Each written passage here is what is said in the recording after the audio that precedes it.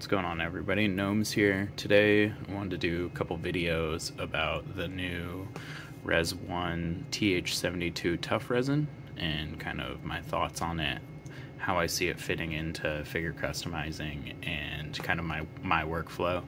And yeah, first, it's a new resin from RESIONE. They claim that it has a higher flexibility point than their other tough resin K, and it can last out in the sun for up to a month without shrinking, yellowing, losing any of its flexibility. The prints remain the same.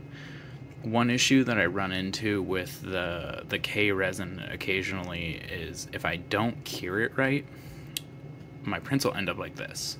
You can see this sword is bent pretty bad. Same with this vector. You can see the end of it is not straight. So that happens when I don't cure it correctly.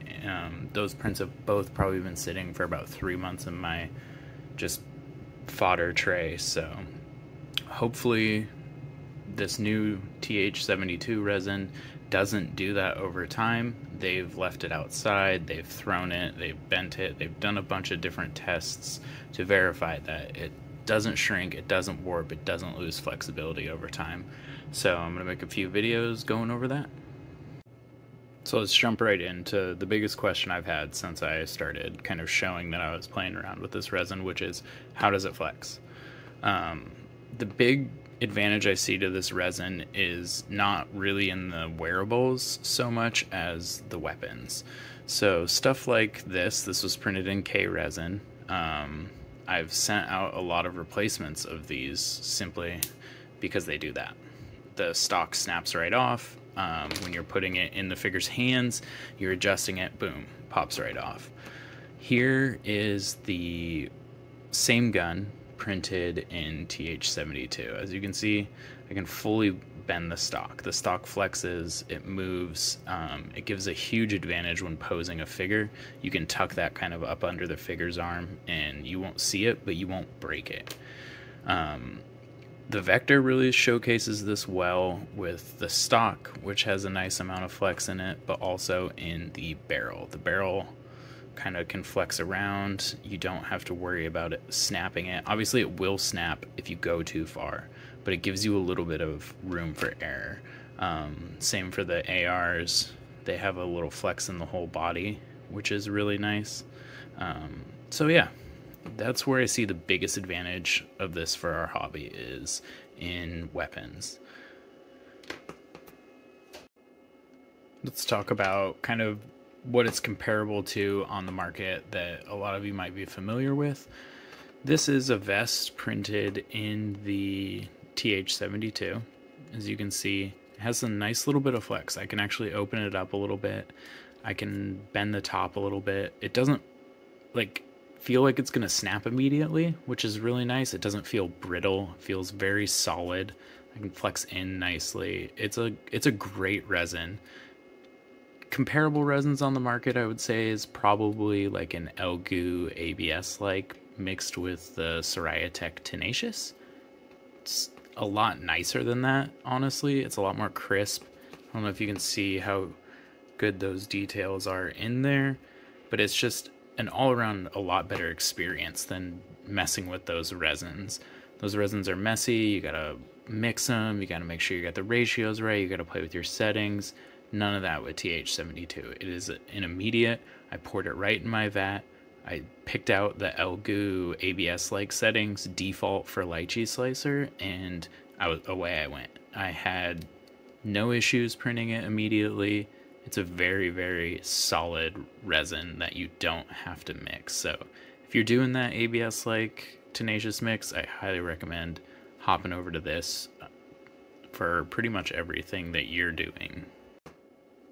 Now, in comparison to their other resins, this is going to be the TH72, and this is going to be the F Flex resin. The F Flex resin is by far the best flex resin out there right now. It's extremely hard to get dialed in. It's not a beginner resin. I wouldn't recommend it to anybody who's new or new-ish to 3D printing. If you have a lot of experience and you can troubleshoot issues, this is going to be your go-to for flex resins. As you can see, it's like a rubber. I can flex it all the way out. I can flip it around. No issues. TH72, not quite as flexible. The big thing here is this is a great resin for people who are just starting out in the hobby, just starting to 3D print, but also want to make vests and wearables and not have to deal with F69. For somebody who's a little more experienced, you know, for parts like this, I'm definitely going to recommend going to the F69. You run into the big problems with stuff like this knife holster.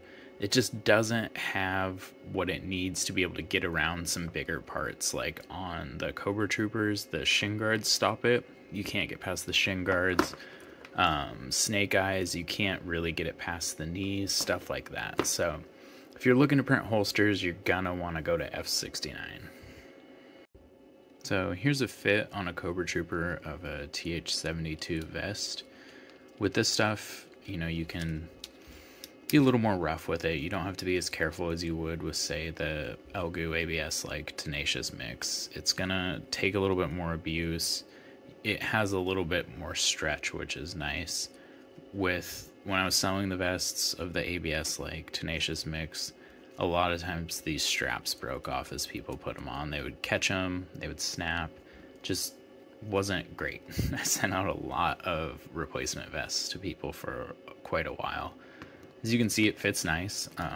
Sits on there, no issues there. For me, I would use this in customs for myself, without a doubt. For you guys, selling you guys vests and stuff, I would stick with the F69. Simply, I don't want stuff breaking easily. The F69 just has that nicer feel to it. It feels a little more professional, feels more official. So from now on, I'll keep with the F69. But if you're making customs for yourself, making stuff for your friends and everything vests, highly recommend this resin. It is fantastic for that. No complaints on the fit, on the cleanup, the print, everything. It is a really solid resin for that. Another place this resin really shines is honestly belts. I kind of want to start printing my belts in this stuff. It prints really nice, very flexible, not a whole lot of worry about breaking, and this belt is actually a little too small for being directly on the waist, but with this vest on, it has to. And as you can see, when I go to put it on, I can kind of get a little more stretch out of it so that I can get it around that peg. And with that peg being solid, unlike an F69 belt, it catches and it stays. So you can see I can flex up, down, the belt doesn't pop off. So I kind of want to start printing my belts in this. Let me know what you guys think. I know a lot of people like the black, but if people don't mind the gray, this is a better product for belts. One other nice thing about this resin that I didn't talk about in my vest video is you get the ab crunch still. It flexes just enough that the ab crunch stays, which you don't get with a Tenacious Mix. This vest would snap in that. But as you can see, very clean looking belt, very clean looking vest. If you're making customs for yourself or your friends, this is the way to go. Stop mixing Tenacious, get the TH72. The final little thing I wanted to cover is TH72 for head sculpts. As you can see, this is a skull, bug skull that I printed in the M70 resin from them. I actually dropped this skull from about this high onto my desk and the antenna snapped off. You can see it's supposed to look like that. This resin prints in very high, nice detail, but pops right off. I mean, no problem, breaks right off. In the TH72, on the other hand, you can drop this. These antenna flex very nicely. I don't feel that I lose any detail in a head sculpt like this from the M70 high detail. The other nice part, the mandibles flex and everything, and it actually just pops right onto the ball joint like a normal head would. So it's got a really nice little flex there. For head sculpts like this and things with like fine little details that bend and break, say like Warhammer miniatures, things like that, TH72 is going to be probably your best bet for durability, detail, and ease of printing. That's kind of my thoughts on TH72. If people have more questions, go ahead and toss them down below, and I'll try and answer as many as I can. Thanks.